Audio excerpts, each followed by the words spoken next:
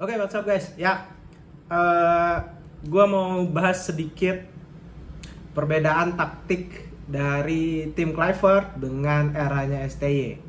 Yang dimana formasinya mirip 3-4-3, yang dimana di belakang itu duet yang gue rasa tidak bisa tergantikan untuk saat ini paling solid Hubner, Itses, dan juga Rizky Ridho. Nah, oke, kita bahas dulu. Sebelumnya di era STY itu taktiknya cenderung lebih bertahan dan menunggu, lebih low block dan menunggu. Sesekali melakukan serangan balik counter attack ketika punya kesempatan. Yang dimana counter attack pada saat STY itu lebih dominan ke sayap atau kombinasi 2-3 pemain. Jadi wingsnya itu bekerja keras lah, entah itu dari wingback atau dari 3 penyerang atau 2 sayap di depan. Dan hal ini membuat yang diandalkan adalah kecepatan. Nah, berbeda di eranya Clivert dan tim pelatih sebelumnya, kita tahu waktu kita dihajar Australia 5-1, itu mungkin strategi Clivert yang pengen kita total football, menyerang full pressing.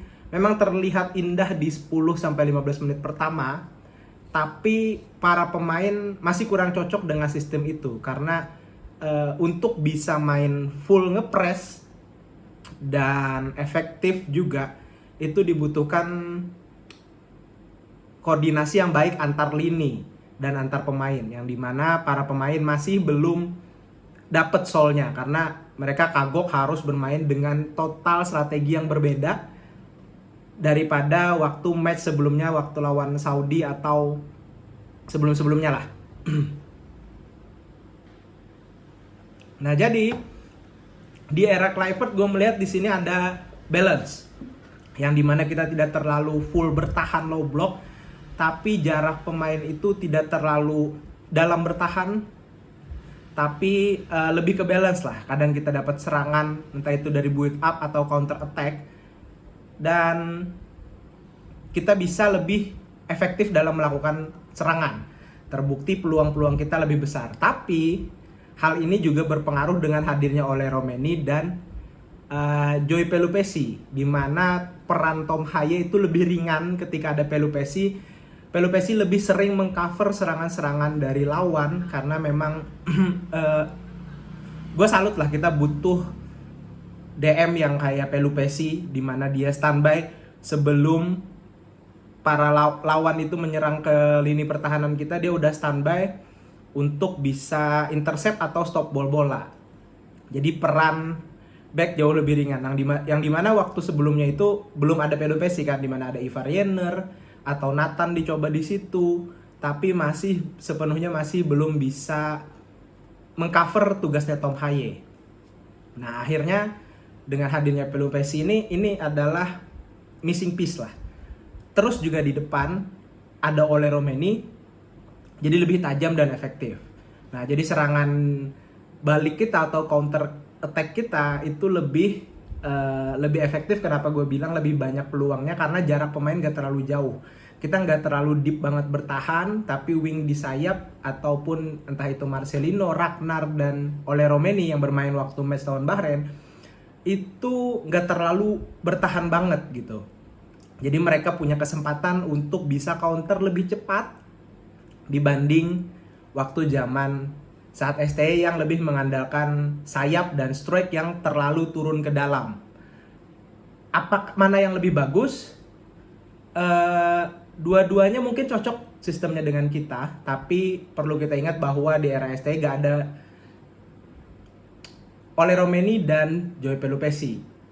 Nah, terus juga pemain-pemain lapisnya, substitutionnya juga step up di pertandingan match waktu lawan Bahrain. Jadi ini hal positif, bagus untuk tim pelatih Clivert, entah itu Clivert, Denny Lanzat, dan Alex Pastur, yang dimana dia mengadaptasi sistem dari STY untuk dikembangkan lagi, lebih efektif lagi. Jadi gue melihat itu dari segi bertahan, menyerang itu lebih balance dibanding sebelumnya. Cuman beda sedikit strategi aja, tapi lebih dikembangkan. Dan ini terbukti lebih efektif karena memang kita punya Ole Romeni di depan, Jadi Marcelino kadang lebih sering switch dengan Ragnar atau oleh Romeni, kadang oleh Romeni ke samping, Marcelino masuk, atau mungkin Marcelino ke samping, oleh Romeni yang di depan gitu. Switchingnya bagus lah. Karena memang kita tahu Ole dan juga Marcelino bermain satu klub kan, walaupun Marcelino masih belum dapat jam terbang yang sebanyak Ole Romeni. So, ini mungkin adalah salah satu strategi yang masih cocok banget untuk kita. Karena kalau kita bermain seperti lawan Australia itu berbeda dengan level klub. Di mana klub lebih latihan sering, hampir setiap hari bertemu untuk bisa menumbuhkan chemistry. Dan Rido, Itses, dan Hubner itu adalah paling solid untuk saat ini tanpa mengecilkan Messilgers. Kita tahu lah Messilgers jauh levelnya di atas Rizky Ridho, tapi untuk segi solid mereka udah sering banget bermain bareng. Entah itu apalagi Hubner dan Rizky Ridho kan sempat di U23, terus juga Itses waktu lawan Vietnam udah main gitu. Jadi kesolidan mereka dapet banget lah. Sementara Mes masih belum klop banget dengan Itses lah.